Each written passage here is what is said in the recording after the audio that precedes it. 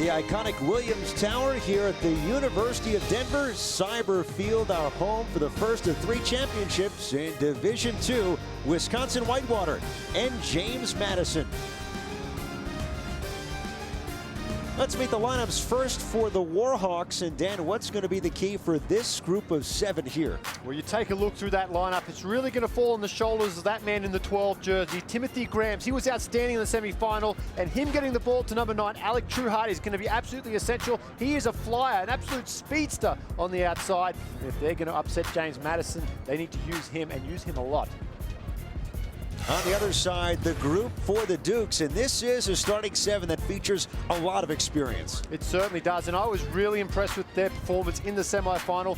1 through 7, they can distribute the ball, they can run with the ball. Very, very impressive 7 outfit. Look for Mo Katz in the 1 jersey, the flying big man there. And Chris Kunkel, absolutely outstanding with his ball handling skills, always looking for the offload. He is a dangerous player.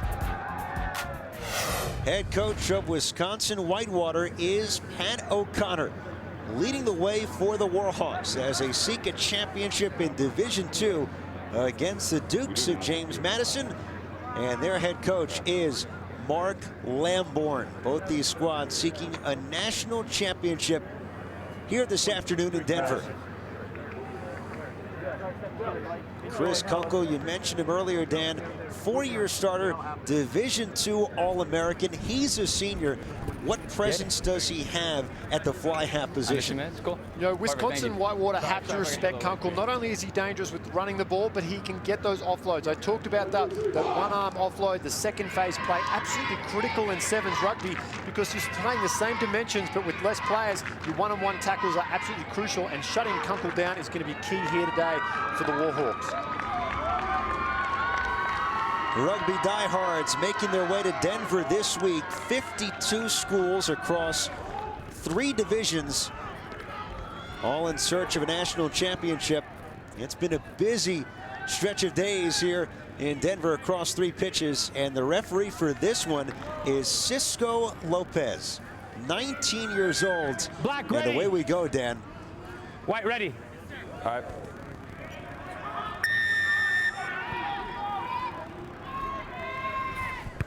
Opening kickoff taken by Wisconsin Whitewater. Underway, Division II men's national title here from the Rocky Mountain State, Denver, Colorado. A little knock-on picked up there by referee Lopez off the restart. Probably not what Wisconsin Whitewater were looking for. Kickoffs are absolutely critical in the 7s game. There's a lot of them every time to score, and retaining possession is huge off these kickoffs. It pretty much gives you your entire attacking platform. And unfortunately there, the Warhawks unable to handle, and they gift James Madison an attacking opportunity right out of the gate. Taken out of the scrum here by James Madison. A note, Cisco Lopez, our referee, is mic'd, and we'll hear from him throughout this opening championship match. Hands are on.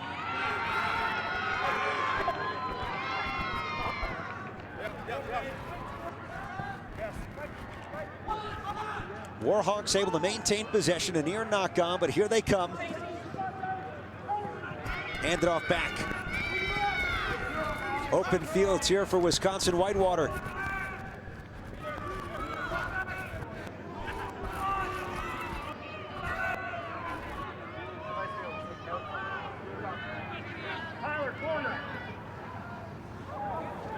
Alec Trueheart on the move and got it away. Eric Patchowitz, touchdown, and a try for Wisconsin Whitewater right off the bat.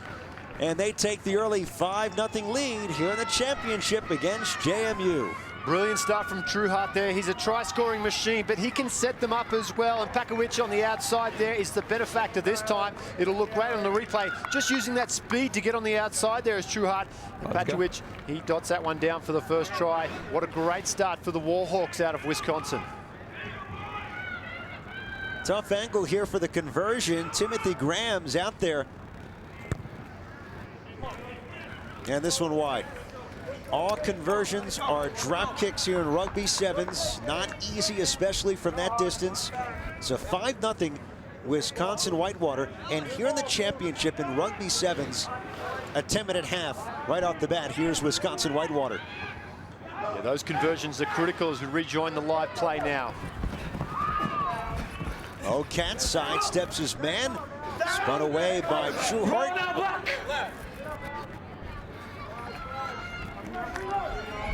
James Madison in Harrisburg, Virginia. Renamed after the 4th president of the United States in 1938.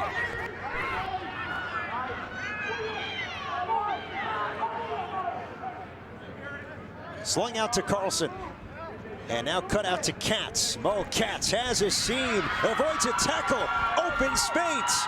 Mo Katz dots it down and ties it up for James Madison. Oh, it's a sweet try that for the Kit Kats himself. He just peels back the wrapper and dots that one down under the post. And he is a danger man, Cats. They did a great job of keeping the ball alive, moving from sideline to sideline, stretching the Warhawk defense. And then Katz just showing what a skillful player he is. Dots it down right under the black dot, as easy as you like, and that levels us up here. And nothing less would be expected from championship rugby. Easy conversion for Chris Kunkel. And a 7-5 lead for the Dukes, not even 4 minutes into this championship. Nice little hit back there. You'll see a lot of tit for tat, try for try going on. The ball, the team who can control possession the most, the ball will usually get the win in the end. And right now, James Madison doing what they do best and hitting back through attacking rugby.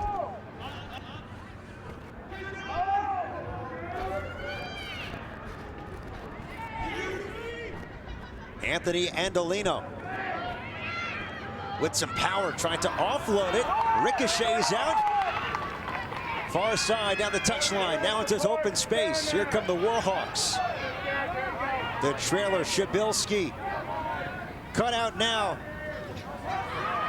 About 5 meters out, maintained by the Warhawks. Andolino. Now a chance at the try, near the line, dotted down, and the Warhawks respond here in the title match. Great stuff there. Tip of the cap again to Trueheart, the flyer. He was down that left sideline, did a fantastic job of pulling out when he saw he did not have an opportunity to go all the way, waited for his support, and then the big show and go there. The big man striding out down the sideline. Get out of the way, he says, as he just drops the shoulder. And again, they retake the lead, the Warhawks. Conversion goes across the face. The score remains 10-7. Warhawks with a slender lead here over the Dukes from James Madison.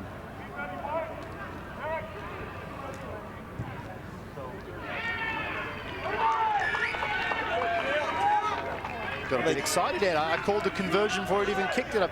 That's called the reverse mocker. I said he missed it, so he makes it. Well, it is quicker in rugby sevens. Conversions must be taken within 40 seconds of the try, not 60 seconds in 15s. Right now, 12-7 Wisconsin Whitewater.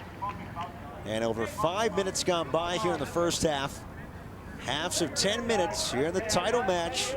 Normally it's 7 in rugby sevens. Ed Cohen, former USA Eagle, Dan Power, Renee Herlocker on the sidelines. And our crew here from Denver, Colorado. Eric Carlson offloads. Kunkel spins away from a tackle. There he goes, Chris Kunkel. Looking for some better position to dot it down and give JMU a chance to reclaim the lead. We're all tied up. Kunkel showing he can do it all, run, pass, and then the beautiful swan dive to finish. Good lead-up work, and we talked about the second phase play there. You see the offload. Look at Kunkel, just the fighting the man, not wanting to give up, and he gets 10 out of 10 for style points here for the dive. Absolutely sensational stuff, and the conversion to come. He will try to convert his own try and give themselves the lead back here, all tied up at 12-12. Kick to come from Kunkel. Lead is back to the Dukes. We talked about the native of Bel Air, Maryland, coming into this one. A 40-year starter, an All-American, and he owned that trip for JMU against Wisconsin Whitewater. Yeah, he did again, just showing how determined he is. 4-year starter, getting towards the back end of his career. This would be a great crowning moment for the All-American to get a championship here. Shallow kick, pulled down by Andolino. Member in rugby sevens, After a try, the team that scored kicks it off. They don't receive. Wisconsin Whitewater on the move. The dummy from Shabilsky sets it up. And on the cleanup, here's Pashowitz. Nice pass, opens up the field. Here comes Trueheart. Dots it down and gives Wisconsin Whitewater the lead again. What a seesaw start here in the championship. Oh, the jet engines are open for Trueheart. This is some high-octane sevens rugby here. Like you said, end-to-end stuff. Tit-for-tat tries happening. It's really going to come down to who has possession at the end of the game that's going to win this one. As Trueheart showing his speed on the outside. He's been a very big part of this game so far, Trueheart, setting up a few tries with his electric runs and now gets his own down that left-hand sideline.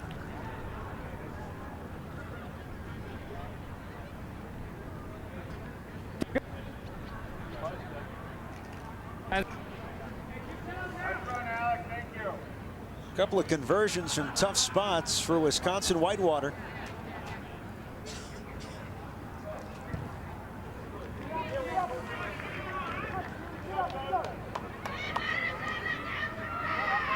And it stays 17-14 Warhawks, another tough one. Yeah, the angle, obviously taking the kick perpendicular to where they score. We can't stress enough how important the conversions are. Sometimes games decided by mere point. As the restart goes well, the Warhawks do fantastic as they regain possession. Takeaway by Shabilsky. Open room for Trueheart. Slings it out wide. Here's Pashowitz. And the first try for the Warhawks. Juggled, and a knockdown there off of Robbie Sindick. Yeah, Sindick unfortunately took a little look up there. Hands let him down, knock on, critical error. Gives James Madison the ball back and now a chance to attack. Notice his scrum's a little different. A few players missing from the 15s, 3-on-3. There's a lot more technique going into it. A lot of the sevens guys aren't typically the front rowers from 15s. As you notice, the body types are just slightly different. No offense to our front row friends watching from the 15s game. None taken. I speak for them. Nice fake there. Sindick with the dummy. He coughed it up the last time.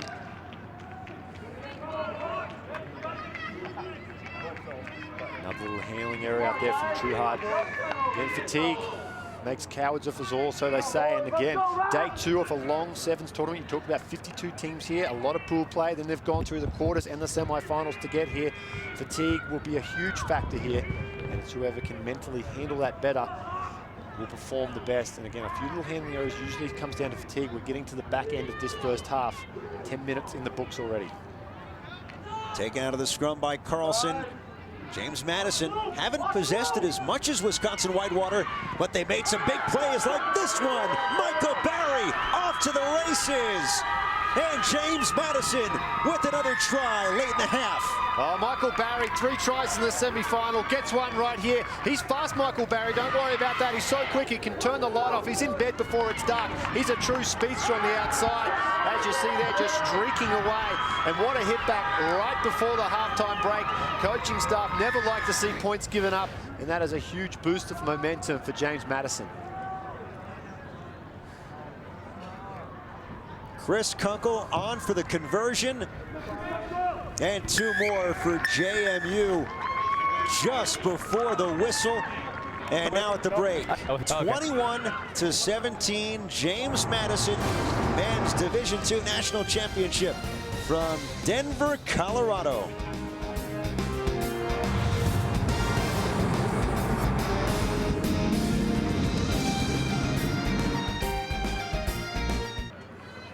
James Madison up on Wisconsin Whitewater by 4 at the break. The last 2 tries, Dan, before the half. Sensational stuff from Trueheart. He's had a hand in everything here this afternoon so far. Trueheart for the Warhawks. Dots one's down in the corner. But the end of the half, the exclamation mark on that came from Michael Barry on the outside. Beautiful little offload from Key on the outside, backing himself there. And then Michael Barry, look at the clean set of heels on the speedster there as he dots that one down that left us half-time. The teams exchanged tries from the start. James Madison with 3 tries, same for Wisconsin Whitewater. And here we are in a 4-point match. Second half underway for a championship. Ed Cohen, Dan Power, Renee Herlocker, and our entire crew How about the push here from Wisconsin Whitewater without the ball, making it difficult for JMU. A great job from the Warhawks there to hold up Kunkel. Could not find his way to the ground. Turns that into a maul, and now it's a turnover. The use it or lose it policy comes into play. And referee Lopez having no dramas, blowing that one up. And now, what a great opportunity for the Warhawks to attack deep inside the 22 of James Madison. All right, just come back up. Just go another time, okay, guys? Getting real sick of talking to you, though. Coach, bind, set. Ready, and run. Taken back out by Grams for the Warhawks. Sindick slings it out for Trueheart. Avoids one tackle. Danger zone for the Warhawks. They maintain possession. Trying to clean him up out of the tackle. Here comes James Madison. Okay. Nice fake there by Barry. Tried to offload it. Taken down by Grams. JMU on the move. Couple stutter steps. Almost coughed up. Dangerous offload. Dukes maintain. Here's Kunkel. Dangerous in open space. Makes two men miss, and Kunkel's off. What an individual effort, and he dives airborne for the try. Let me tell you, look out, Fred Astaire, because I've got some fancy footwork coming up from Kunkel, channeling his inner Ricky Martin here as he gets the hot salsa moves going, dancing his way through. Take a look at that. 1 foot, 2 foot, 3 feet as he goes through with a nice little fend as well. It's the Kunkel show early on. And look at that beautiful swan dive for the extra style points. Unfortunately, doesn't go on the scoreboard. But let me tell you, later on, he'll be able to sing his praises on that one. Livin' La Vida Kunkel. Little Ricky Martin reference from you. It's going to be rocketing up the charts this summer, let me tell you, Ed. 2 more points for Kunkel and James Madison. Largest lead for either squad, 28-17 Dukes, inside of 8 minutes in this championship. And now comes the big test, the mental test for the Warhawks. Can they fight back? 11-point deficit, the biggest deficit of the game, like you talked about. Here comes the mental challenge. Can you rise to it? Can you control your emotions and come back here?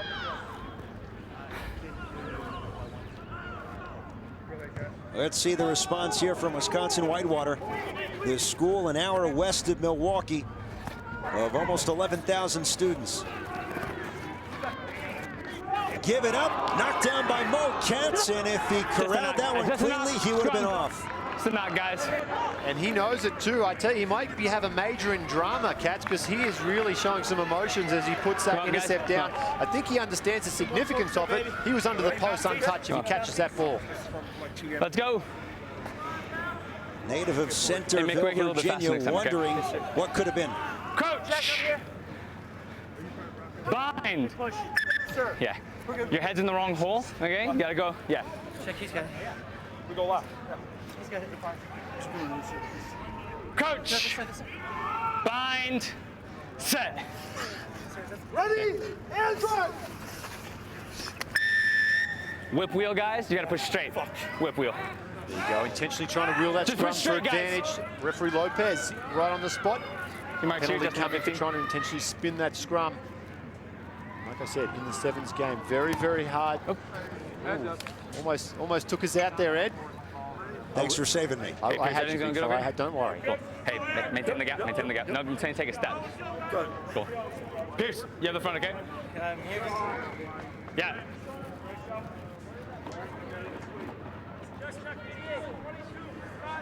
Line out here for Wisconsin Whitewater. Fed in by Grams, and he gets it back now. Nearing the midway point, second half. No knock on there. Grams able to keep control. Knock on that time, though. Gives it right back to JMU. And The road to victory gets a little bit longer now for the Warhawks. Just 5 minutes left on the clock here, and you have to think these handling errors that are creeping into their game are really starting to hurt them. Just gifting possession back to James Madison, so dangerous with the ball in hand. You'd have to like their chances, 40 out from the line, to get more points here.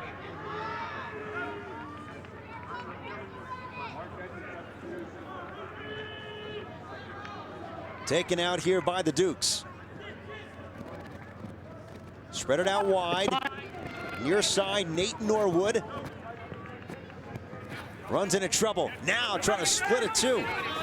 Yeah, release him, roll black. Here. Good. Cisco Lopez calling for the release. James Madison up the gut. Kunkel. Norwood. Katz. Looks into the middle. Kunkel sneaks in. Dots it down. And a try for JMU. Talk about sneaking into the picture. Yeah, it really is the Kunkel show here, isn't it? What a beautiful pass, but it's coming back. The assistant referee looks like he may have called that one forward, so the points come off the board. And it did look like a suspect pass, because when you see Katz throw this there, like you said, no one in the picture, and you had to Kunkel stretching out to get that. It's a key sign for the assistant referee that perhaps that had floated forward. And what a let-off there for the Warhawks. That may have been shut the gates for the championship game. Now, where there is hope, there is still life. Scrum, though, inside their own 22. They've got about 85 meters to go. Chance to seize command of this championship. Haven't seen too many long plays for the Warhawks. Big tackle from Chase Key, kept alive by Wisconsin Whitewater. It's good. Snatched up by Key. Katz. Samuel Corner cuts him off. Katz. Kunkel. This guy is a lot of pounds and tough to tackle.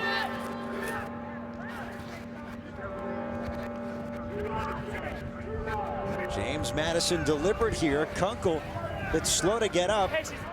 So they spread out here, allow their star and their leader to regain his footing.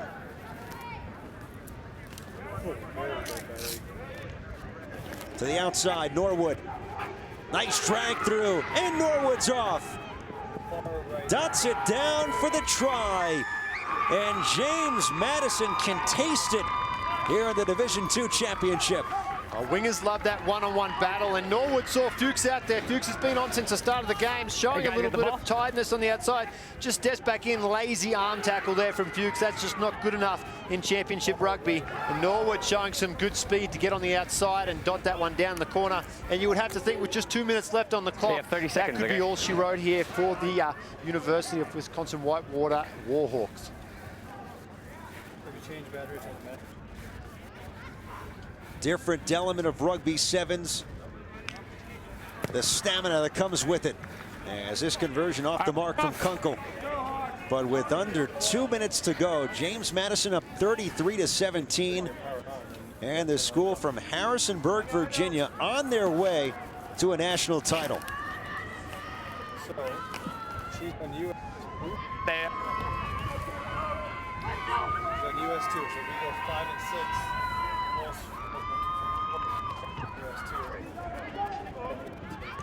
Katz sneaks in to knock the kickoff down. But on the counter, the Warhawks pushing. Paschewitz, rather Shabilski.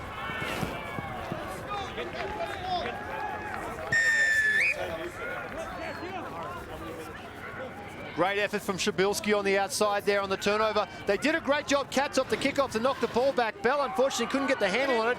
Mini Brock Lesnar puts it down, and Shabilski showing some speed there. And you see the chase not that enthusiastic. And they're going quickly with the conversion, and it's play on here as the kickoff game restarted.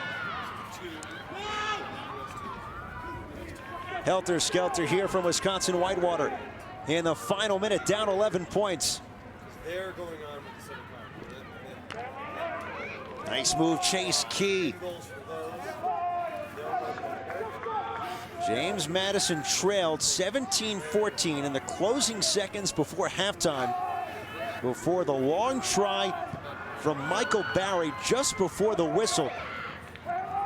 As it turns out, a tough response from Wisconsin Whitewater And the Dukes just seconds away from winning it all here in Denver in Division II.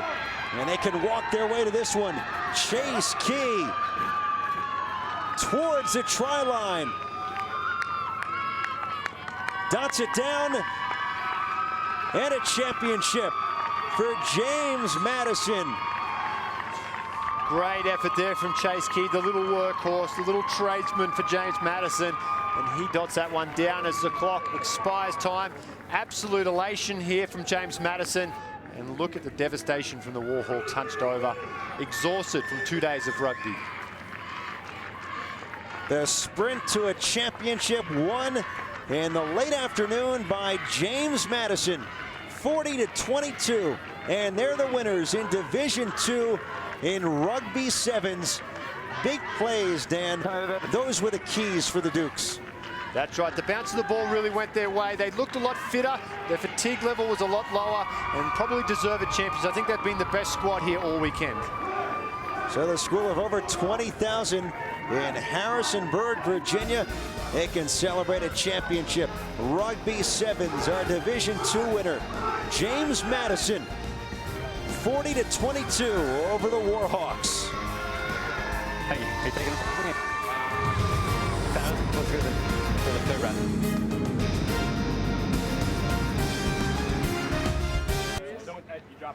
The Dukes walk off as champions in Division II in Rugby Sevens over Wisconsin Whitewater. And Renee Herlocker down with the star, Chris Kunkel. Congratulations, Chris, a standout.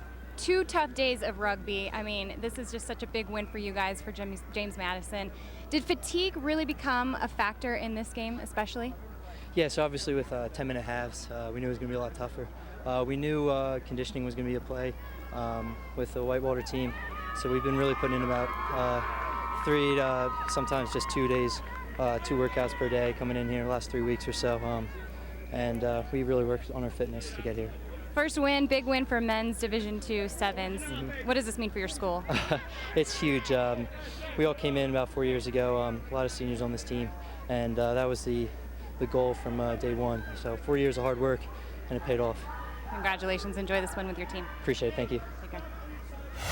Thanks, Renee. So let's take a look back at the Dukes and their run to a championship. Yeah, it certainly was. And Renee hit the nail on the head there. It was all Chris Kunkel. It really was the Kunkel show. Twinkle toes Kunkel going through there. And let me tell you, he got so much air on this try here. They may have actually served some peanuts before he landed. What a beautiful effort from him. But he talked about fatigue, and it really shows on this try to Norwood here just how exhausted the Warhawks are. One-on-one tackles, just a lazy arm out. I'm pretty sure Tyler Fuchs would not have missed that tackle any other game early in the game as well, but just not enough left in the tank for the Warhawks. Full credit to James Madison, though. What a fantastic squad they are. James Madison scoring the first 2 tries of the second half. They never look back. Champions in Division II, 40-22 over Wisconsin Whitewater. Up next, our second championship on the women's side, Penn State and Central Washington coming up.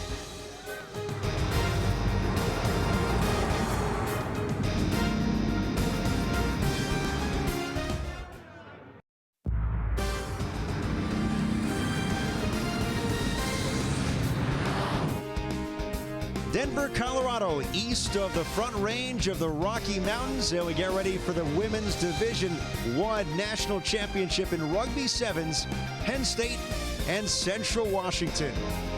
Welcome back to the University of Denver. Ed Cohen with Dallin Stafford. So we've crowned one champion already today. Now we turn our attention to the women's side. And for Penn State, they ran away with the 15s. They ran their way to this championship earlier this afternoon.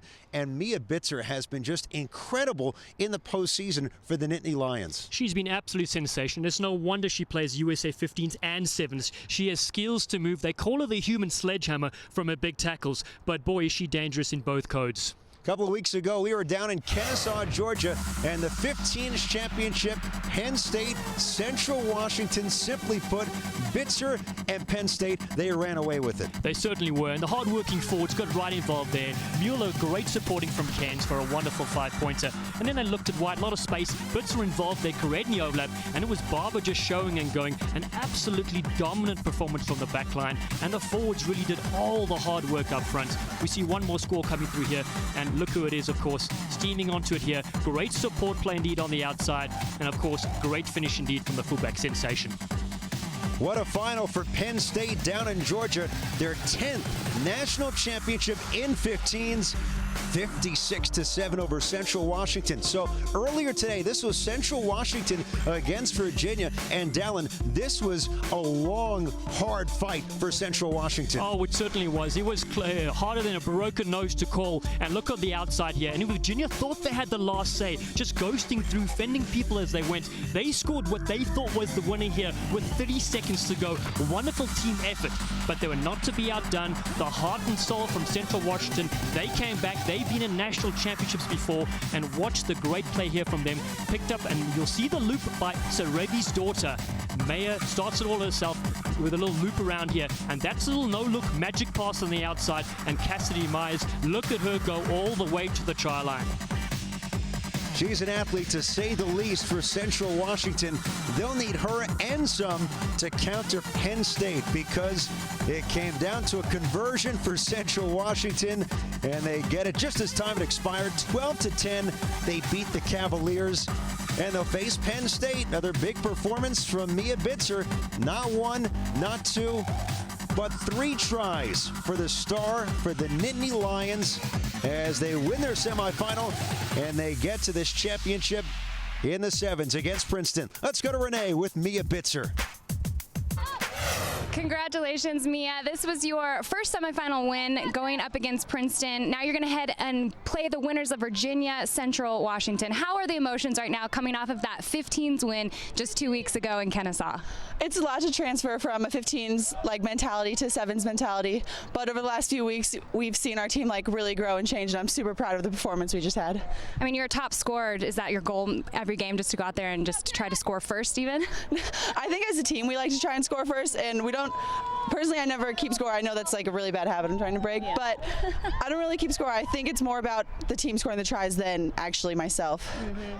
So how are you going to prepare for your next match against Virginia or Central Washington? Well, obviously we've already played 5 games, so we're really just trying to win the recovery. Anything we can do, keeping off our feet, getting out of the sun. If it comes out again, just the little things will really help. And if it rains, how are you going to play in the weather? Probably pinching in a little bit to help with our handling. Congratulations. Good luck. Thank you.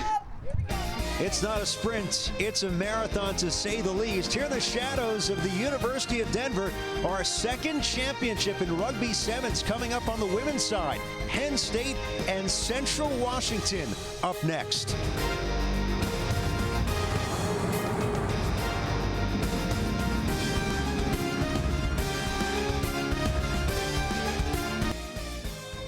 State Capitol in downtown Denver, Colorado. And we are 7 miles south in the University neighborhood as the Rugby 7s roll on from the University of Denver. And our 2nd championship about to kick off, Penn State and Central Washington from Cyber Field.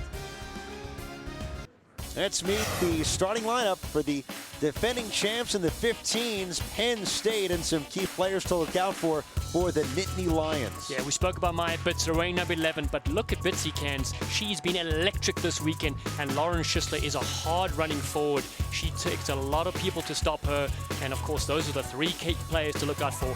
I'll also take a look at Katie Mueller. She has been outstanding this weekend. And Central Washington, the Wildcats, automatic qualifier after getting by Cal at the Oregon State 7s tournament. Andy Tutu, she is an absolute monster with ball in hand, brings 3 players to bring it down. Cassidy Myers is the playmaker in that team, so watch for her. And Asanet Sarevi, she has got some wonderful skills in her. Head coach of Penn State is Kate Daly, still coaching on an interim basis while Pete Steinberg works with the national team, and the former Penn State star now with the women's national team. On the other side for Central Washington, their head coach is Melanie Denham. Graduate of Bridgewater in 2007 for the school from Ellensburg, Washington, east of Seattle. And our official is Lee Bryant. Blue captain! Okay. Captain!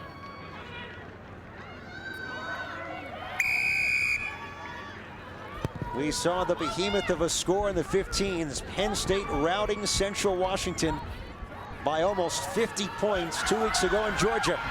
And now looking for the sweep in the 7s and off to the races is Chipman. Open space. Beats her final defender. And right off the opening kickoff, a try for the Nittany Lions here in the title match. Wow, can you believe it? Kayla Chipman leaving defenders like parked cars, just bumping off Meyer there, who's normally brilliant in the tackle. And she races away for one of the quickest tries you'll see in a national championship.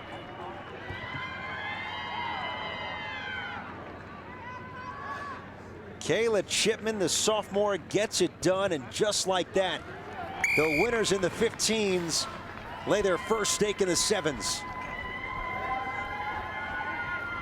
Chipman doing brilliant work there right from the start. Exactly what their team wants, to get the score on early. You heard from Maya, but they want to score first and keep the pressure on. So one kickoff taken for a try, and now Central Washington awaits their first touch.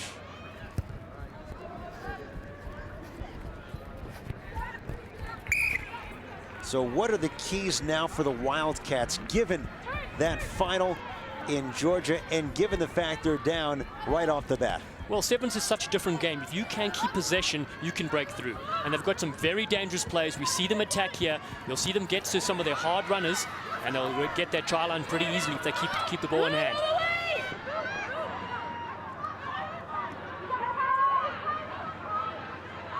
Here's Myers, taken down, but offloads it to Halahuni with room. Halahuni taken down in the open field by Tess Fury. Release, release! Lee Bryant, the official, calling for the release. And now has to stop play.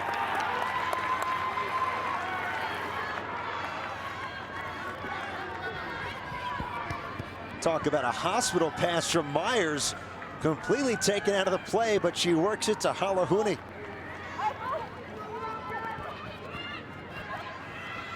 Myers, the dummy, gets around her tackle, and a big response from the Wildcats. Dotted down for a try.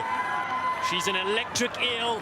Look at her move, one of the smaller sevens players you'll see, but boy can she finish. Watch the replay here. She's got two defenders on her, drifts across field, shows the ball beautifully, and off she goes, scores another brilliant try, and that is champagne rugby.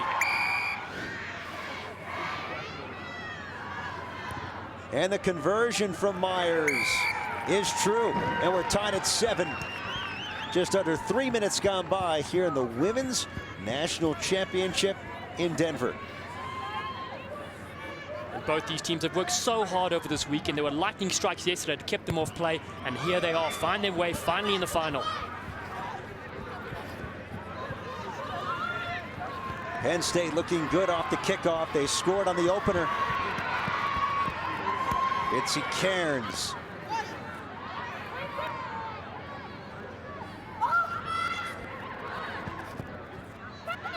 Chipman with that opening try. No, you gotta release. Did not release. That gives it back to Central Washington. And that's a big turnover in possession. They scored when they had it the first time, and now Central Washington get another chance to attack. Watch for Sarevi in this movement. She's shown a clean pair of heels before. She's wearing number 6. Here's Sarevi, dropped it off.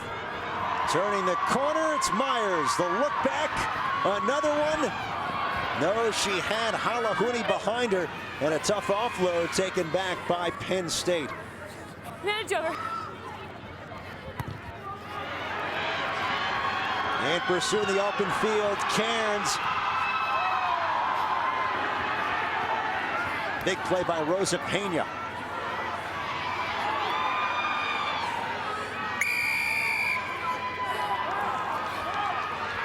On the restart, Penn State on the move. It's Bitzer all the way to the try line. Mia Bitzer dots it down for Penn State. Wow, that's how she's an Eagle. She's one of the fittest players in the squad, and she always keeps up with the movement. Here she's right here. It's a quick penalty. She goes, and the opposition are unawares, and off she goes with an open try line, and that is one of the easier tries she'll ever score.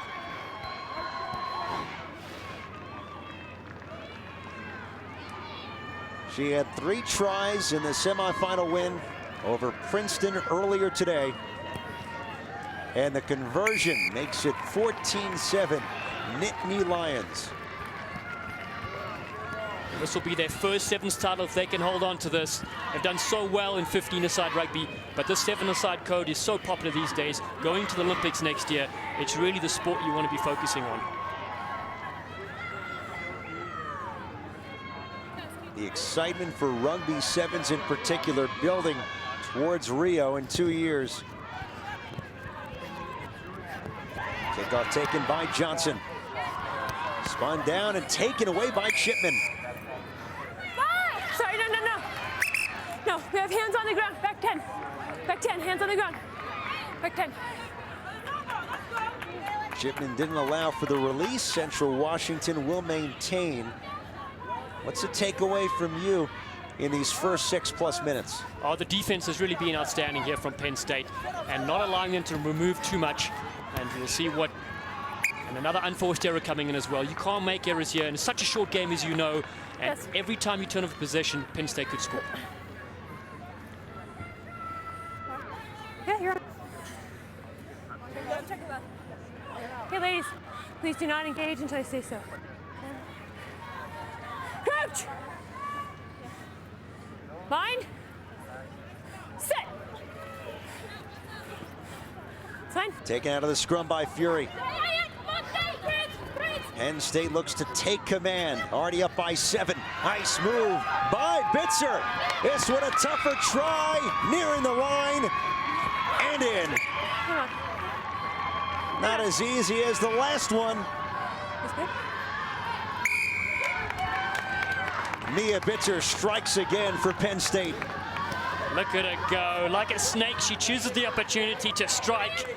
Just momentum coming the way here for the Nittany Lions, as they call them, stepping and weaving. And this one-on-one, it was no mean feat. To beat Myers, she's such an aggressive tackler. Uses her strength and legwork to get over for her double. Tough conversion here. Bitzer on line, and 2 more.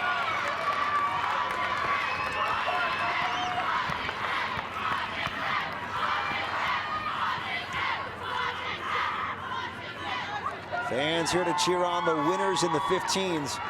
In fact, Penn State winners of the last 4 national titles in 15-on-15, 7 of the last 10, and now looking for the sweep and their first title in the 7s. They are indeed. The kick goes a little bit wide there, so they're going to have to be on defense here for the last few minutes. These are, of course, 10-minute halves, a little bit longer than what they used to in the pool rounds, and those legs are starting to get tired here at the end of the first half. What has to be the approach when you're playing a longer match and you've played so much in the last 2 days? If you can keep your hands on the ball, that's when you get to rest, actually. Defending is so tiring, this full range field. And there we go again, another little breakout here from Central Washington. Very tough to stop. Stiff arm there. Halahuni pushing the pile. Central Washington knocking on the door, but they cough it up. Penn State trying to make them pay. Tess Fury in a blaze of fury. No one's going to catch her. Fury to the try line. Ducks it down for 5 more for Penn State. Tess Fury looking more like Floyd Mayweather, running away from the defense. She really, that quick turnover. We thought Halahuni was going to do something with the ball. And then look at this gap, stepping and going. Just such great fitness and speed to carry on in a final game. And that is a glorious score. And that's try number 4 already for the Nittany Lions.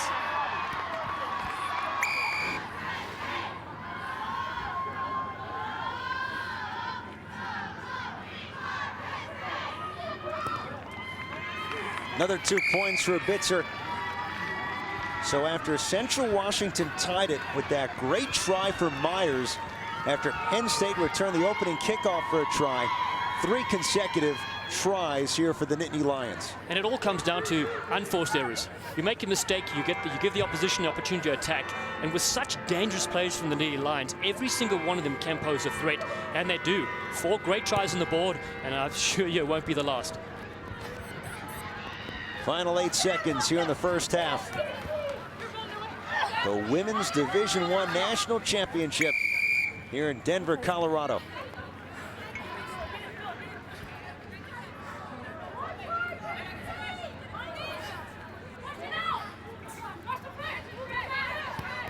Should be the last push for Central Washington before the whistle. Stoppage time here in the first half. Nice move there, Halahuni. They need to be careful not to turn it over and give Penn State the final chance to score. Here come the Nittany Lions. Mueller. Dragged down by Pena, able to offload it.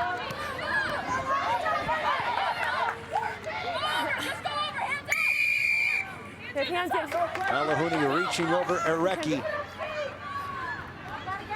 Stoppage time here in the first half. Shipman offloads it. Fury. Big tackle by Pena. Fine play on. Blue release. Myers in pursuit of the grubber. Trying to keep it alive here in the closing seconds. Offloads it, but a forward pass. Almost, as she connected with Rolsma. That's it, halftime from Denver. 3 tries to close the half for Penn State. They're up by 21 on Central Washington.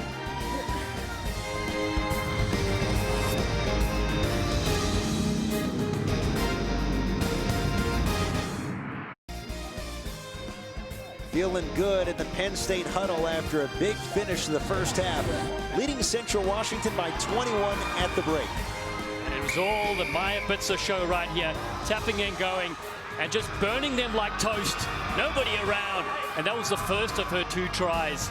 Wonderful stuff from her, the former high school football kicker turned rugby player, and I'm glad she did because it is absolutely beautiful to watch. They call her the human sledgehammer, and here she is just fending people around and ghosting on the outside.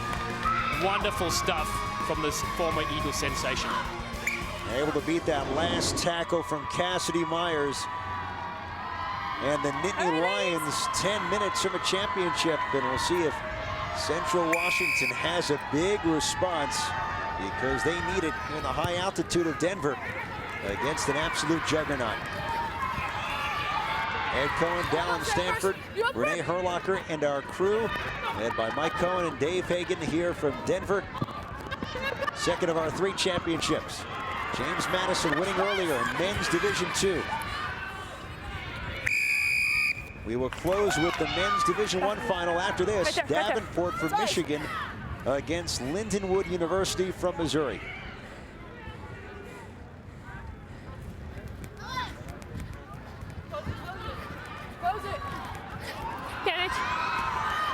Knock on regathered by Central Washington.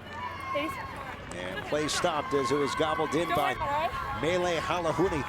The freshman, feel like we're going to be talking about her in the years to come. She really is a special player indeed. We saw her throughout the competition, just knocking defenders over. Great skills as well. And of course, in the scrum time, you'll see her here. Now, this is very interesting because the first error actually went the way of the Nittany Lions. It's a good opportunity here for Central Washington to get going. Hookers on each other. Okay. Okay. We do.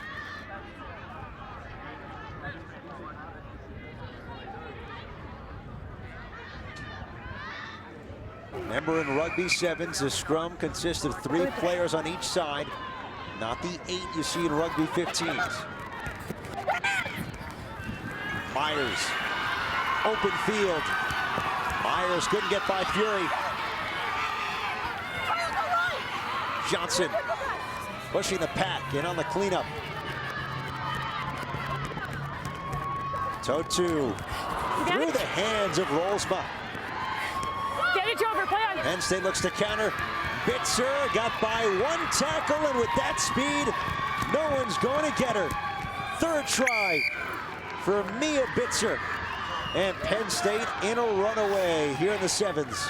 And it all came from a turnover here. Just a little bit of a high pass coming in from Sarevi, and then a quick hands to Bitzer, giving the Russian handshake, and off she goes to the try line again. Wow, isn't she a special player? Senior from the Woodlands in Texas, near Houston. Has to drop it for the conversion in sevens. She's already knocked through a couple.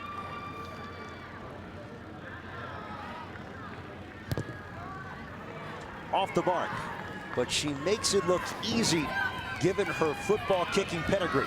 She really does, and when you score from the side of the field, it's very tough to kick those conversions. She struck so many this weekend, and those 2 points are vital in some of these very close games.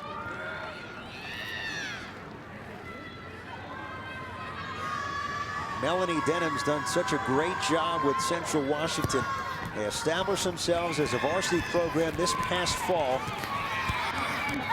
School 110 miles east of Seattle on Interstate 90 in Ellensburg, Washington.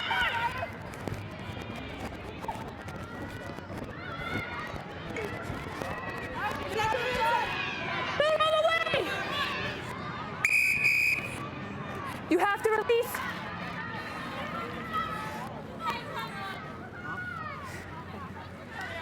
Our official Lee Bryan asking for the release. Even though you get a penalty, they're on their own line. They're a little bit tired right now. It's really starting to take a toll. We'll see what happens here, but they're under a lot of pressure. Dangerous pass. Myers able to corral it. You're fine. Play on, play on.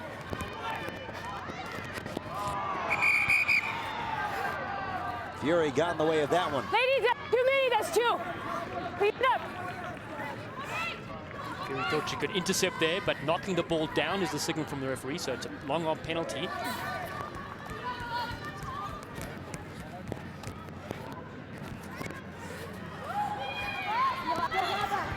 Myers goes wide. Knock on gives it back to Penn State as we near the midway point of the second half. Remember, 10-minute halves in rugby sevens in the championship, and this is where those extra minutes start to really take their toll on all the competitors. They really do, and that's where your full squad of 12 players, you have 5 reserves on the side, you need to use them, and that's where depth in the squad is so important. You can see the Nittany Lions making some good subs here. The players they're bringing on are starters in their 15s team, and so you don't want to lose anything when you get your replacements on. And you factor in we're 5,280 feet above sea level here in Denver, and we're throwing everything at these players. I'm just getting tired announcing, and these ladies have been playing. This is their 6th match in a row. This is a 20-minute final. Amazing stuff. Buckle up here in the Mile High City.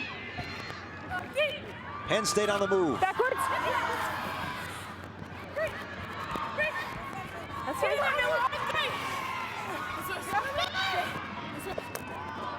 Big tackle avoided by Stockhausen. Release, Red. That's fine, that's fine. Chipman. Right up the gut. You have a knock here, advantage. Bitzer spins off one tackle. Gets through 2 players for Central Washington. Dots it down for another try. Her second of the half, her 4th of the game. And Penn State on their way to a women's rugby championship sweep. And what a better way to do it here.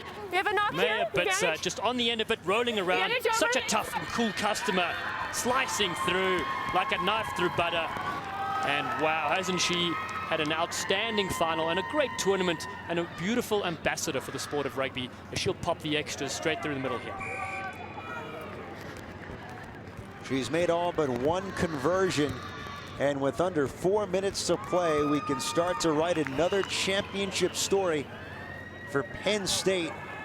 They cruised in the 15s, and right now on the verge of a sweep here in the 7s. They are indeed, and their 15s head coach, who's out of town right now, Pete Steinberg, who coached the Women's Eagles, will be watching this broadcast, and he'll be very proud of the ladies because they've worked so hard for this championship. 4 consecutive national titles in the 15s. What a move there by who else? Halahuni.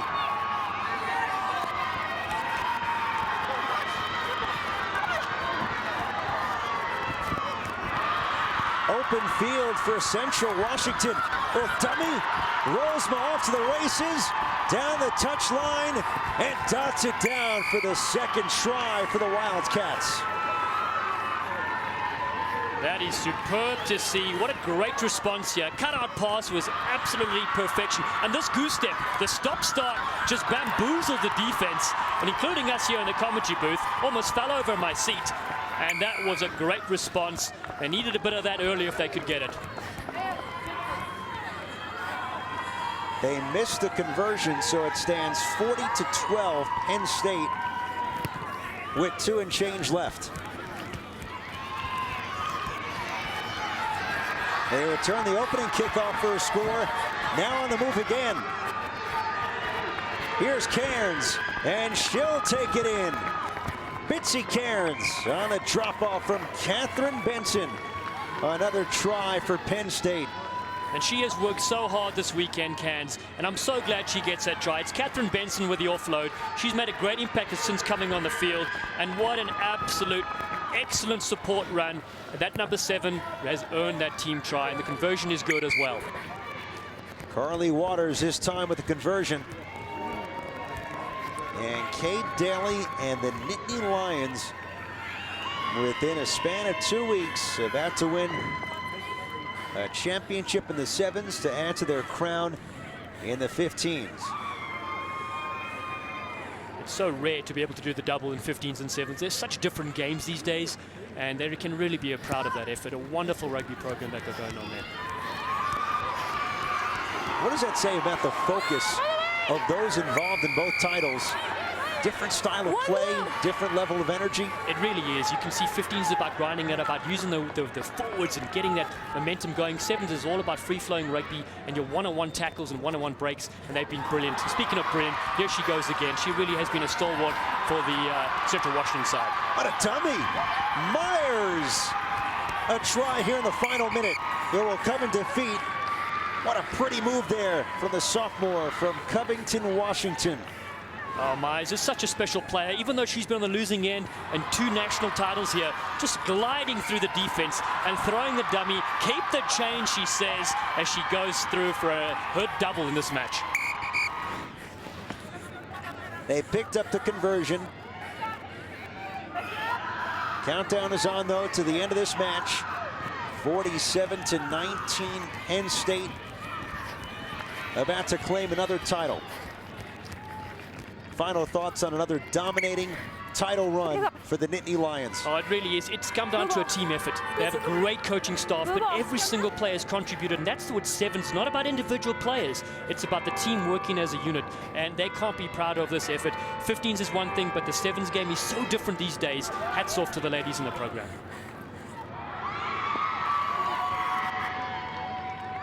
Norwich, winners of the first 3 women's championships in 7s, as another try in the final seconds, this time for Saravi of Central Washington. Daughter of the magician Wasali Saravi, and a good finish for her too. She's had a great tournament, and it's nice for her to get a try in the final. What a 2 weeks, though, for the squad in blue and white, as the conversion is through for Central Washington.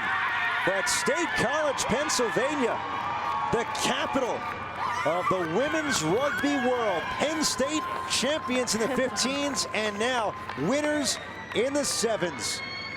A dominating showing led by Mia Bitzer. 47-26 over Central Washington. Nittany Lions are champions once again.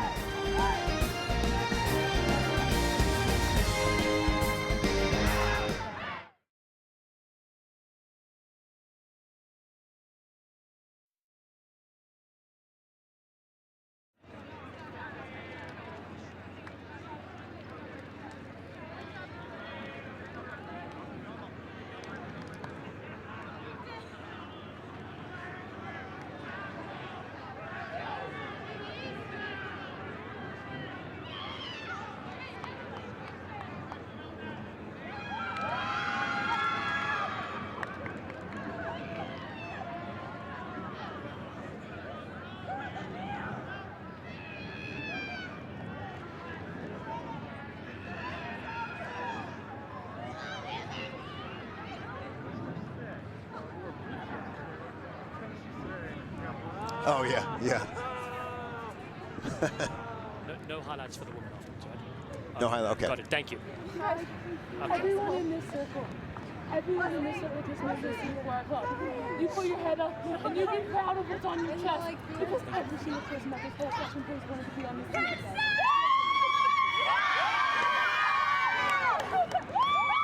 Okay, you're done. Buddy. Pleasure. You what? Okay, we'll talk. All right, thanks, buddy. Great job.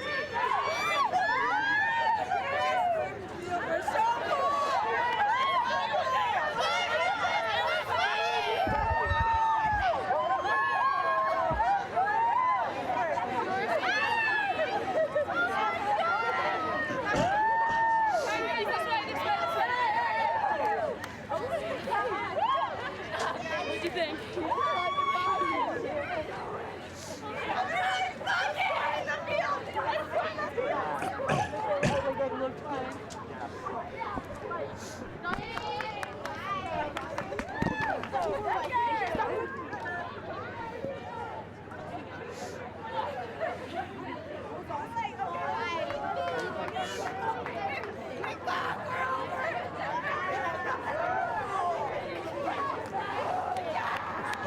Yeah, for sure.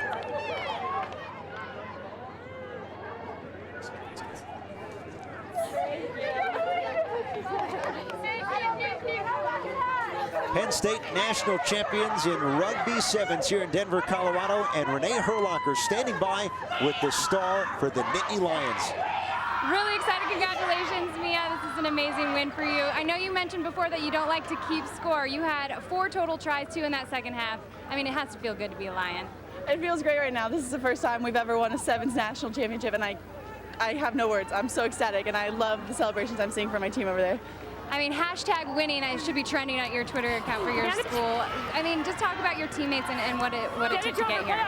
My teammates are so great. We have a great program, and it took all 60 of the 15s team, everyone that stayed after the school year, everyone that didn't make this team and wanted to be here, and then the players that are here and our amazing fans and alumni that we have in the stands. It took everyone to win this game. Well, it was amazing. Go join your team. I know you're anxious. Thanks so much. Good luck.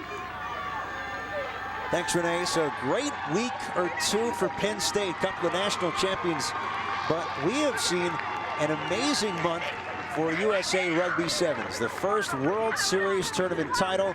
They clinched an Olympic berth in 3 weeks, and they won the bid to host the World Cup in 2018. And for more on this, we go back to Renee with a special guest. Yeah, Madison, captain of the USA Men's Sevens. You beat Australia to qualify. You're headed in a few weeks to do another qualifying to birth that Olympic try. So, I mean, what are your feelings right now as far as what it takes to get it done in a few weeks, making it to Rio? Yeah, I mean, it's a very exciting time for USA Rugby. I think we've been building over the course of the season. We've been getting better and better and better.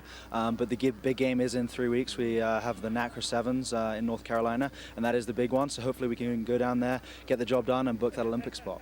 So this is going to be the first time that rugby is going to be in the Olympics after a 92-year hiatus, and USA won gold. So if USA wins again, what does that mean for the sport of rugby?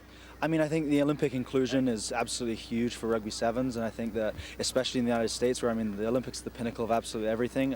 So I think it's going to do huge things for the sport, and I think you have seen at events like this, the rugby is only continuing to go from strength to strength here in the US, and so I think as more time goes on and as that Olympics continues, we're going to only get better and better on the world stage. We'll be rooting for you, so good luck. Fantastic. Thanks, Thank you very much. Thank you. Thanks, Renee. The winners in this one today, Penn State on the women's side, 47-26 over Central Washington. And next up, the men's Division I National Championship. Davenport and Lindenwood standing by.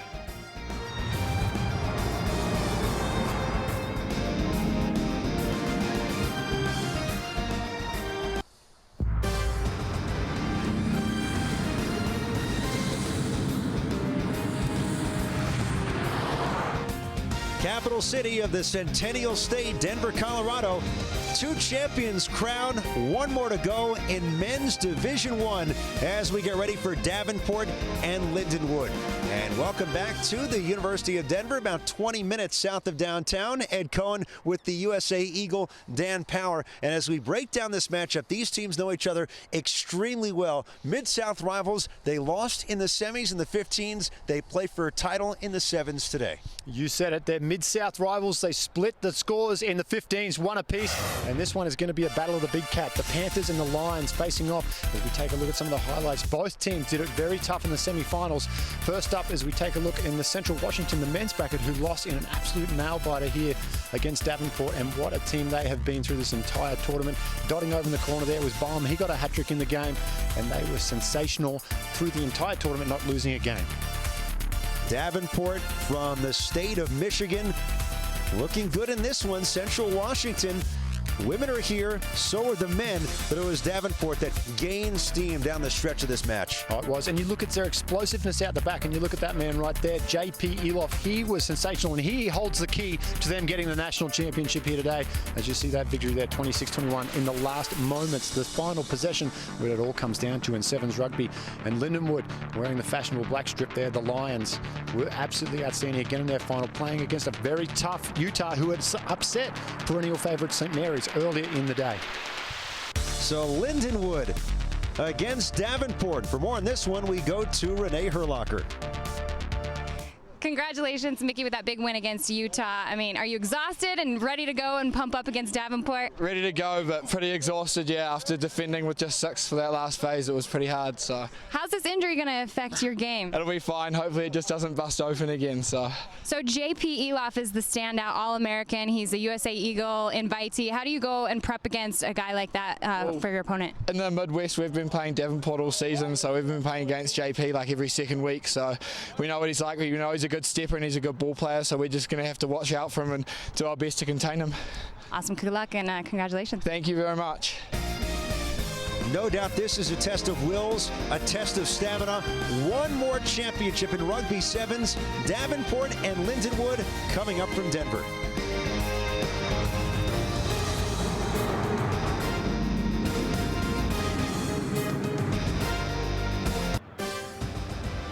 Here in Denver, Colorado, our final national championship, men's Division I.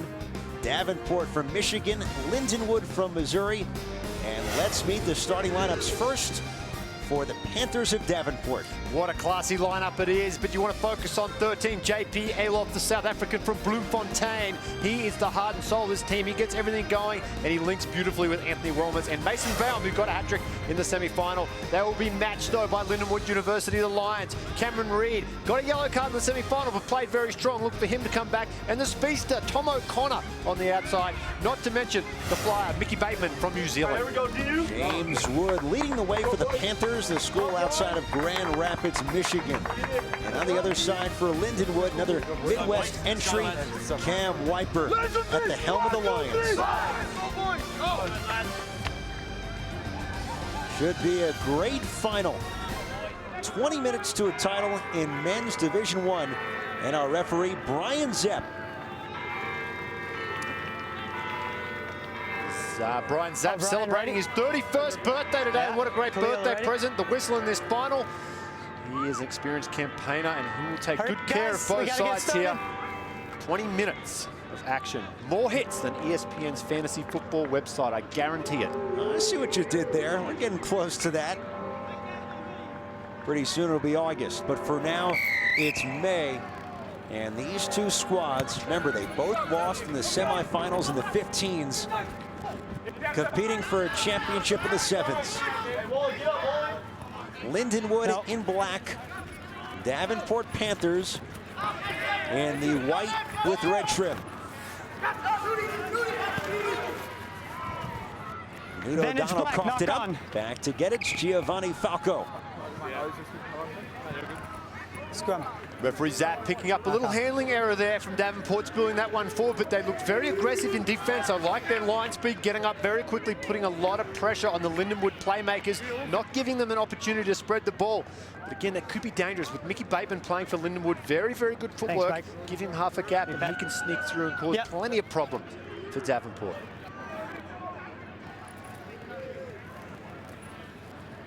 Crouch.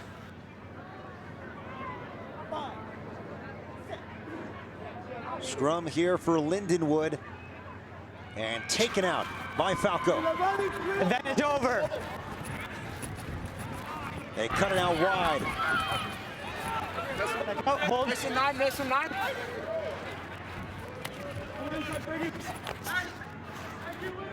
Let go of the ball. Clean out here for Lindenwood in the hands of Cameron Weed. One of the stars to look out for. Lions on the move. The dummy, the stiff arm. Lindenwood trying to take advantage. Here's Sebastian Comm, lost it, gets it back, and Comm in for 5. It's a try for Lindenwood. Beautiful stuff from the Lions, drawing first blood here in the final.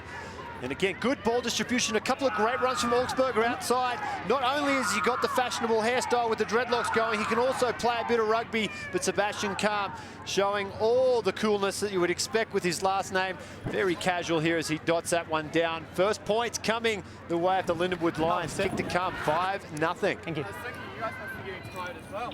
3 games today. A big start for the Lions after squeaking by Utah in the semis. And now a chance for the conversion at a very good spot. 2 more and a 7-0 lead for Lindenwood. Not even 3 minutes into this championship.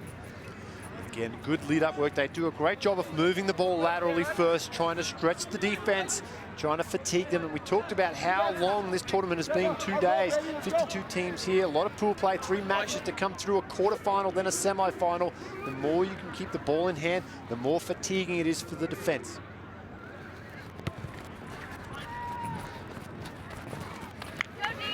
Mason Baum.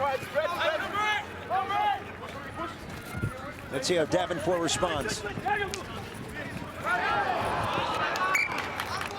No quick. Flag is up along the touchline. Watch your language, please. Brian Zapp, the birthday boy, the referee, trying to keep order restored.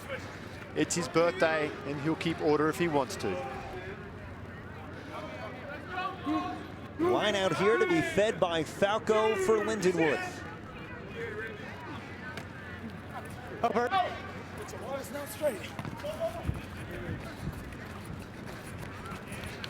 Reed. No hands now.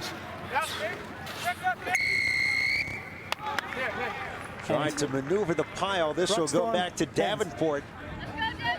Make sure you're 10, please. His team was established in 2009. Davenport, located in Caledonia Township, Michigan, outside of Grand Rapids. Let go of number 8. And they're on the move. Slung out to O'Donnell. Extra feed, J.P. Eloff. The fly half does so much for the Panthers. Here's Baum. Drop off. Shahanik escapes a tackle, offloads it. Spinning towards the try line. Not in just yet. Baum in the middle, O'Donnell. Got back up just outside of 5 meters.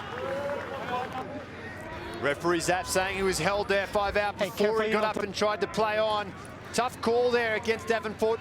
I felt the Lindenwood player had actually slipped off the tackle. Brian Zapp in a much better position than I am, though. Calls the penalty, and a great sigh of relief comes up for Lindenwood fans. Great scrambling defense on their try line. That's the kind of defense that will win you championships.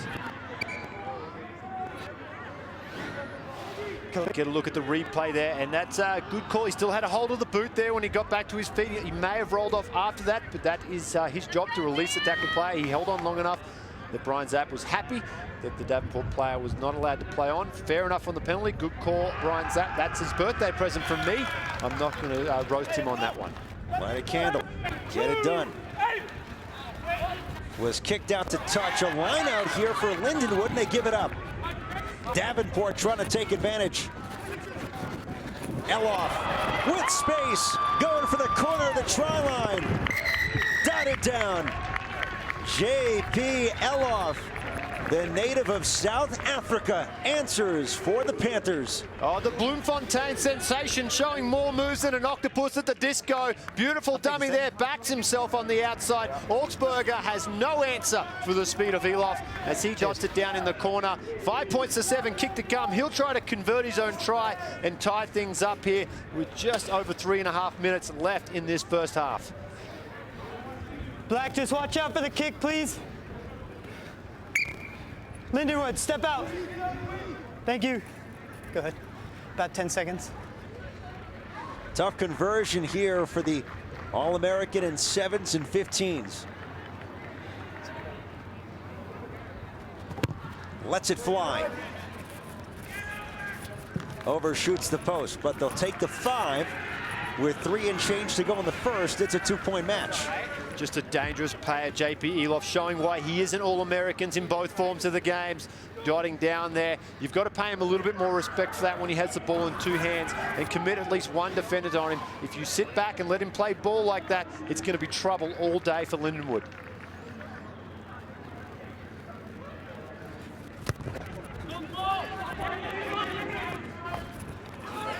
Nelson fields the kickoff. Wrongly. And Lindenwood in business now, leading 7-5 here in the D1 National Championship. The kill was stripped, and it's taken back by Davenport. Not releasing in time there. Brian Zapp right on the mark. Gives Davenport a fantastic opportunity to attack again. 2 minutes to go before the break. Zahanik.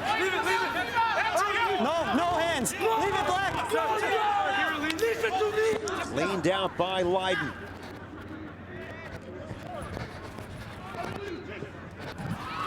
Or Monkel.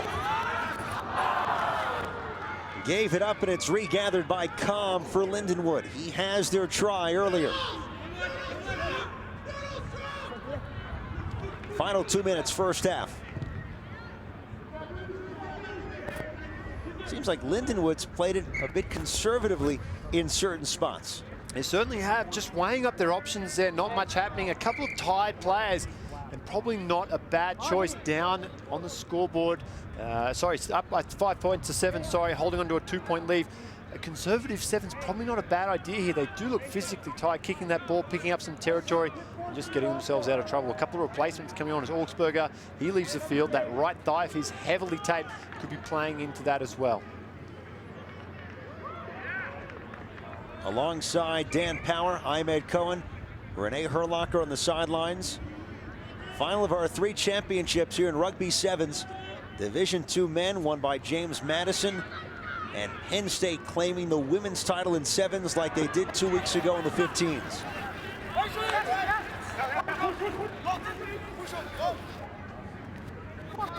Davenport on the move in white. Keep control. And spun out for Bound. Mason Bound trying to use his feet. Gets by 1 tackle. Stiff arm another. Look at him go, the senior from Indiana.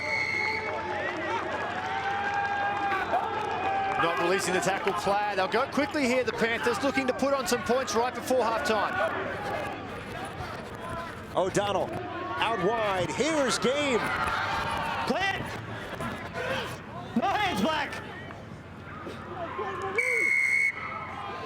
O'Donnell was right there inside of 5 meters, and it's getting physical out there in the final minute of the first half. We talked about it in the pregame. 2 teams that are pretty familiar with each other, both coming out of the south there, playing each other quite a few times a year. So familiar faces on both sides, and obviously a little bit of passion there. Both wanting to square the ledger. Went 1-1 in 15, so this is the tiebreaker right here today. Here's your line. Please don't go any closer.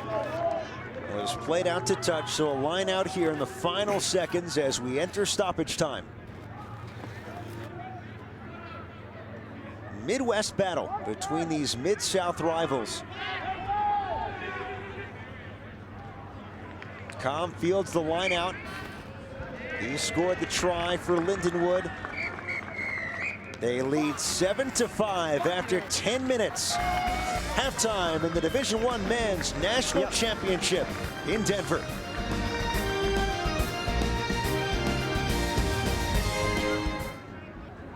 2-point lead for Lindenwood at the break of this Division I National Championship in Rugby Sevens, but this great try from Davenport's J.P. Eloff. Beautiful stuff, and that's the benefit of running with the ball in two hands from Eloff there, showing some magical stuff. And we've got 10 minutes left to crown a national champion. Cannot wait.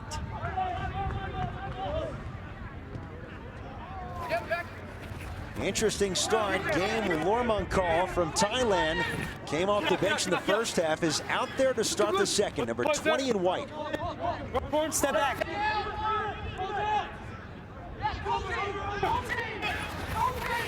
Tom rips it away from Game. Advantage, rolling. Heard the advantage call. Bateman sneaks by a tackle, and Mickey Bateman dives in for the try, blowing by the grasp of Anthony Welmers for the 5 points. Beautiful stuff from Bateman. We got a chance to listen into the huddle at halftime. His coach stressing to him, have a crack, Mickey, have a crack. And they got tight, and that's the benefit of having guys like Mickey Bateman, the smaller guys with the good footwork. Spotted a few tired defenders from Davenport, exploited them with the footwork. The right foot step goes right through, stamps himself on the game. 12 points to 5. That's the start that Lindenwood were looking for. And now Bateman for the conversion. He has notched 9 points for Lindenwood, and they lead this final 14-5 over Midwest rival Davenport. We're noticing the defense from both sides a lot more intense in the final, and that's what you would expect. 14 points for 5. Quite a low-scoring affair from what we've seen earlier today, even with the 14-minute game, 7-minute halves. 10-minute half, still only 14 points to 5. Maybe blowing out a little later if one of the teams starts to fatigue. With that said, knowing fatigue will creep in at some point, how important is this stretch right now with the ball for Davenport? Oh, huge. They've got to keep it on. And you've got like Lormankal who's come on, hasn't played much rugby throughout the tournament. He could be a key for them. And J.P. Eloff needs to get his hands on the ball a little bit more. Mickey Bateman, he was told to do the same thing for his team. Crucial for Eloff to be more involved.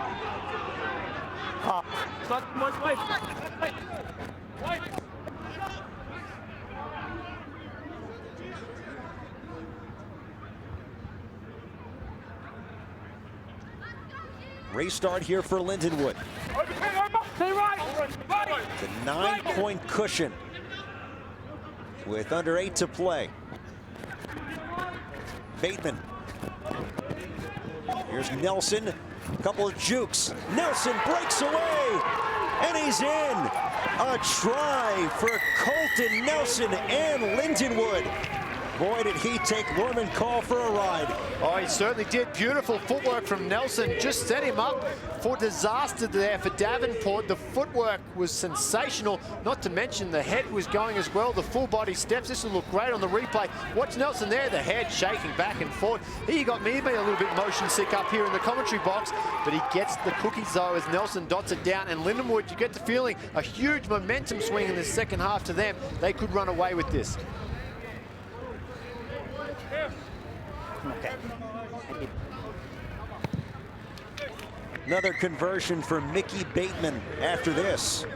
The fancy footwork. I'm almost tempted not to call it footwork, more head work. It was going everywhere. I'd hate to be his chiropractor the way he's shaking that neck around, but beautiful stuff from Nelson as he gets a try in the final. Please really push the pace of the kickoff, Lindenwood please. asserting themselves here in the second half.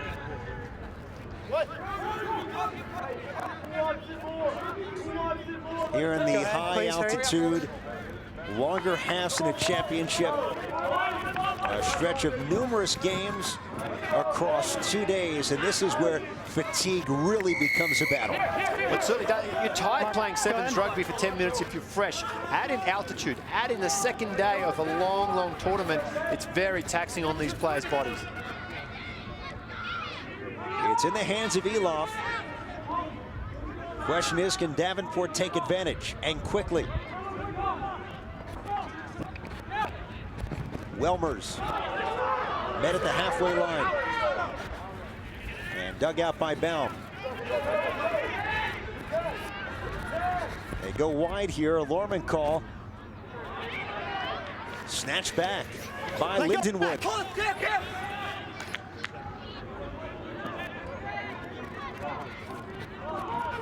O'Donnell cuts it out. Extra offload, Baum beats one man. Baum across the try line and in for 5 points. And a big response, midway point second half by Davenport. Exactly what the Panthers needed here. And Baum is one of those players, deceptively fast. The big man just glides across the field as he dots it down. He got a bunch of tries already today, adds to that tally in the final. And Davenport starting to sneak back in here at 21 points to 10, kick to come. We saw this with Elof's try, another tough spot for the conversion.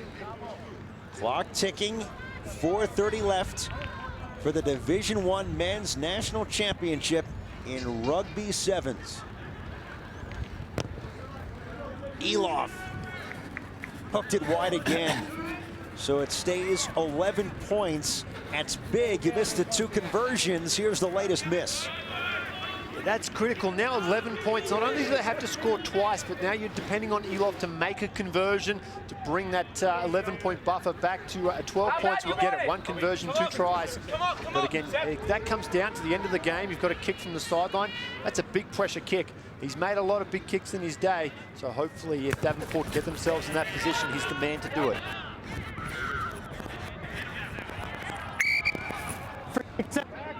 At what point, if you're Lindenwood, inside of 4 minutes, do you think about emptying your fullback when you have possession?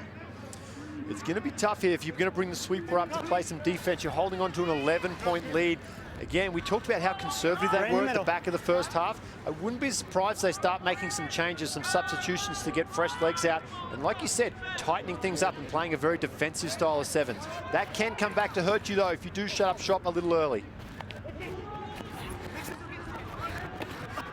Bateman got it away in time. Brad Foster now. Taken down by Bailey. Kept alive by Com. And trickles out to Bateman. Baum with those long arms interrupts. Yeah, he wouldn't look out of place at the Denver Zoo with the giraffes, Baum, wouldn't he? He's a long, lanky lad. And he just stretched out that long arm of his, can't pull it in. Going back for an earlier infraction of a penalty that may have been a little bit foul play at one of the breakdowns. So now Lindenwood, another chance to attack off the set piece here. Mickey Bateman getting things moving. Here comes Com. Got it away, Bateman juggling. Couldn't keep it alive.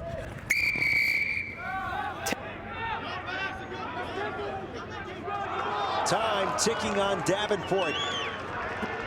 And they lose a chance right there. Reset, Finley near the try line. Lindenwood close. But close right now does not mean 5 points. Reed across and in. Cameron Reed, a big answer for Lindenwood, and they're on their way with under 2 minutes left. Yeah, Cameron Reed, no stranger to the gym. If you take a look at the muscly body, the big shoulders and chest of the big man, finds Lamoncole, a huge mismatch there. He does his best, the little fella, to get in his way, but Reed barges his way over for a try, which comes from a bunch of sustained pressure after you said a silly handling mistake from Baum. Took the tap quickly, couldn't handle it. And that cost him dearly. After coming back and putting that nice try on himself and looking like mounting a comeback, they've given up another try and they slip back to that 11 points. Well, actually, sorry, 18 points now with that conversion. That is a long road back with just a minute left on the clock. I don't want to say never, but that is a huge ask with just 60 seconds left to play here. Shift in momentum huge, given the stakes, given the energy, and how much has been put forth the last 2 days.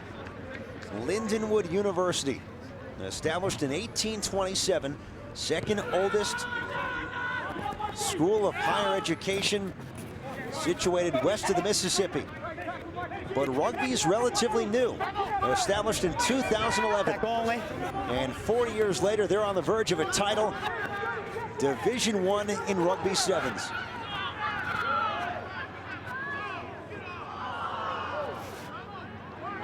Penalty advantage entry. Advantage over. Last legs for Davenport. What a year for the squad from Michigan. Here's Baum, stutter step. Combs slowed him up. Let go, Black. Rock, step, step. This Midwest battle. These two teams know each other quite well. But here in Denver, Colorado, Lindenwood, winners in 2015 in Division I, Rugby Sevens champions. Beautiful stuff from the Lions of Lindenwood there, claiming the National Sevens Championship. Absolute jubilation there. Well deserved too. I thought they were definitely the more consistent squad throughout the tournament. Very, very dangerous, and a lot of that revolved around the play of Mickey Bateman, who I thought was absolutely outstanding here today in the final. Worthy of an MVP vote, young Bateman. But commiserations to Davenport. Like I said, what a great season the Panthers have had. The Lindenwood Lions join Life and two-time winner Arkansas State as winners in this, the fourth College Sevens National Championship. Lions victorious, what a day. Getting by Utah barely in the semis and holding off Davenport. They are the champs here in Denver, Colorado.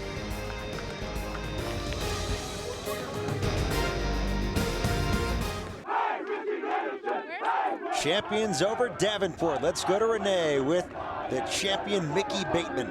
Congratulations, Mickey. So a true test of sorts. I mean, coming out as a champ, you guys split basically in the 15s, and now you're coming on top of the 7s. How does it feel to be a Lion? It feels great, especially right now with the 28-10 win. Like the last 15 games we had against Davenport, we lost. So coming up against them in the final and beating them is just like the best feeling. How important were your seniors as far as motivating you guys? Very important. We've got Sebastian Calm, who was wearing the green headgear, and then Morgan Finlay, who's the number 11 that came on. And those are the boys that are getting us off our feet when we're getting ready to warm up for each game. They're the ones that are getting us all motivated and excited to play. So yeah, they have a pretty big role, and we're definitely going to miss them. Yeah, and you have a year and a half left. How are you going to motivate the youngsters? Well, we got a lot of good young guys coming through. I'm sure they won't need too much motivating because we got a competitive squad. So it's just whoever's working is gonna be there. So I'm glad the goose egg didn't affect your play. Go enjoy your team. Thank you very much. All right, take care. Okay, Renee, so Lindenwood, they fall in the semifinals in the 15s for the second straight year to Life, but a workmanlike performance as they beat Davenport 28-10. They're winners in the 7s, and Dan, this was an efficient performance from a veteran group. Absolutely. Big moments bring forward big players, and none more so in the final than Mickey Bateman. What an effort from him, and this is his first try. It almost started the second half. His coach was very direct to him in the huddle at halftime about having a crack, having a dig, and taking this team, dragging them by the collar, kicking and screaming to a championship, and he did that today. Absolutely sensational effort from him and the entire Lindenwood squad. What a weekend of 7s we experienced. 28-10 the final. Lindenwood champions in men's Division I. James Madison won it in Division II. Penn State winners on the women's side. So for Dan Power, Dallin Stanford, Renee Herlocker, and our entire ESPN crew, I'm Ed Cohen. Great weekend of Rugby Sevens as we say goodbye from Denver, Colorado.